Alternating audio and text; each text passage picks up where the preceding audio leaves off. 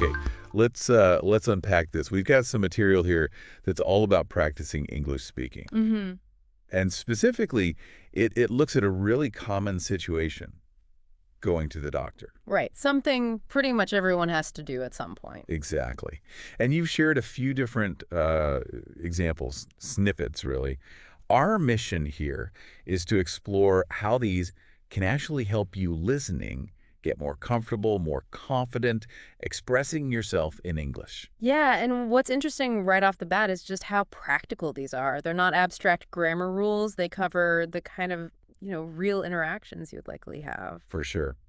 And we're really going to focus on how you can actively use these examples. It's not just passive listening, right? Absolutely. Thinking about how you might say these phrases yourself, maybe even like speaking along with us, so through them, that's a really valuable way to practice. It's almost like shadowing. Exactly. Yeah. Shadowing. That's a great way to put it. So we have three different scenarios outlined here. First, just a quick, brief exchange. Sounds like it's at the reception desk. Yep. Short and sweet.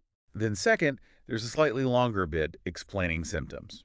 Mm, getting into a bit more detail there. And third, a more detailed narrative, sort of walking through an entire doctor's visit. The whole flow, basically. So think of this as, well, like you said, a chance to try out some of these phrases, maybe in your own voice, even quietly.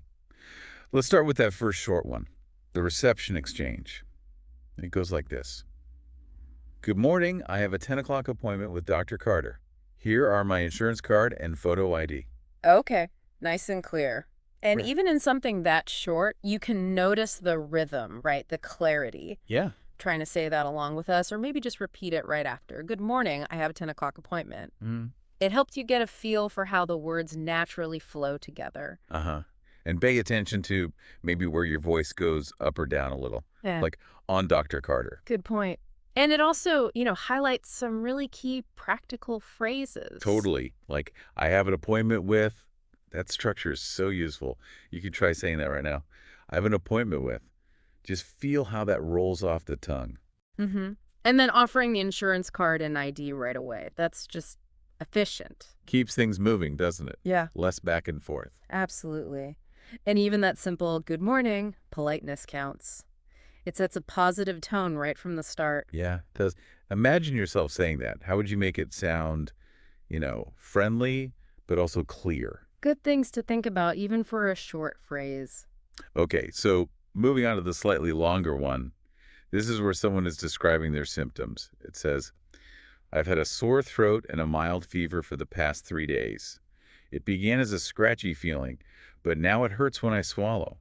I'm also a bit congested and feel tired, even after a full night's sleep. Right. So, a bit more complex here. Yeah. When you listen to that, maybe try to really picture yourself in that situation. How would you describe those feelings? And again, I'd really encourage you listening to, well, don't be afraid to actually say the phrases out loud. Mm-hmm. Practicing the sounds how you form the sentences. It's key, isn't it? It really is. That active practice makes a huge difference. So what stands out to you here in this description, thinking about how someone can use it to practice their speaking? Well, the vocabulary is great. It uses descriptive words, but they're pretty common ones, like sore throat, mild fever, scratchy feeling. Right. You could try repeating those slowly. Focus on getting each sound clear. Sore throat, mild fever, scratchy feeling. Hear the difference. Yeah, definitely. And it also seems to follow a pretty logical flow. Like it starts with the main problems, the sore throat and fever, and then Right. adds more detail. Exactly. How it started, how it changed, began as scratchy, now it hurts, and then the other things like being congested and tired.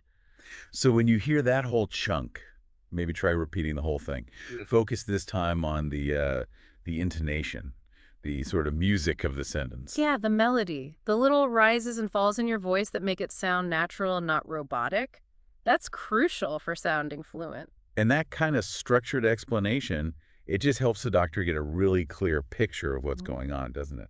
Definitely. Okay, so now we move to the longest one. This describes a whole doctor's visit. Quite a bit more text here. Let's hear it. Okay. The nurse called my name, guided me to an exam room, and checked my temperature and blood pressure. A few minutes later, the doctor walked in, greeted me warmly, and asked detailed questions about my symptoms and medical history. After examining my throat with a small light, she explained that the redness suggested a viral infection rather than strep. She recommended rest, warm tea with honey, and an over-the-counter pain reliever to soothe the discomfort.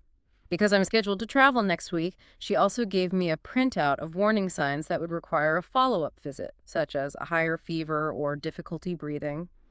Before leaving, I stopped at the front desk to schedule a checkup in 2 weeks and pick up a note from my employer confirming my sick day. The clear instructions and friendly staff made the whole experience less stressful than I'd expected. Wow. Okay. That covers a lot of ground. It really does. And this longer piece, it's fantastic for practicing your flow, connecting different ideas together in English. How so? Well, listen to how the different parts of the visit are linked. Using simple words like and, after, before, they create a sequence. Right. Tell the story. Exactly. So maybe try shadowing this one. As I perhaps say a sentence again slowly, you try to say it along with me, focusing on keeping a smooth, consistent rhythm, like the nurse called my name, guided me to an exam room. I see. And there's a ton of useful vocabulary packed in there too, isn't there? Oh, definitely. Things like exam room, blood pressure, medical history. Viral infection, over-the-counter pain reliever, warning signs, all really practical terms for this context. So maybe for practice, you could pick just one or two of those phrases. Say them slowly first, like viral infection. Then try putting it into a simple sentence of your own. Maybe the doctor said it was a viral infection. That's a great exercise. It helps solidify the meaning and usage. And notice, too, how the doctor's explanation is described clear and reassuring. Yeah, explain that the redness suggested viral. Right. And she gives specific, actionable advice, rest, tea, pain reliever. Imagine you are the doctor for a moment. How would you phrase those recommendations to make a patient feel, at ease? That's an interesting angle, putting yourself in the other person's shoes. It can help understand the communication style. And the very end of that narrative, it points out something really important. Clear communication and a friendly atmosphere. They made the whole thing less stressful. Absolutely key. Think about that for a second, you listening.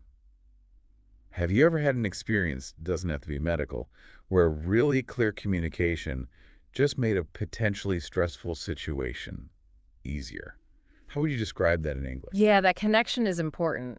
Mm. If we sort of zoom out and look at the bigger picture, what these examples really show is that communication, especially in a place like a doctor's office, isn't just about knowing individual words. Right. It's more than vocabulary lists. It's about using those words in structured ways, appropriate ways, to get your information across effectively. And respectfully, too. And a fantastic way to get comfortable with that structure, with the flow, is to practice speaking along, shadowing examples like these ones we've discussed. Precisely. So, okay, what does this all mean for you? You've now had a chance to hear about and think through some really practical English for a doctor's appointment. We went from simple greetings At the front desk. to describing more complex situations like your symptoms and understanding the whole flow of a visit.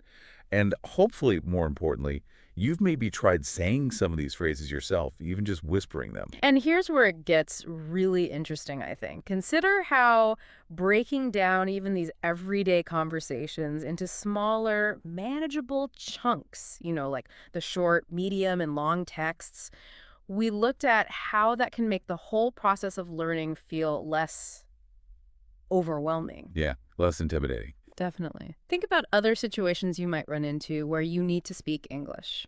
How could you mentally prepare? Not just by reading about it, but by actually picturing yourself speaking. Maybe finding examples to listen to and practicing the sounds, the rhythm, doing that shadowing we talked about. Which leads to, I suppose, an important question for you to ponder. What other English-speaking scenarios do you find yourself wanting or needing to practice? Maybe thinking about those specific situations and then actively looking for examples you can listen to and speak along with. Maybe that's a great next step for building your confidence.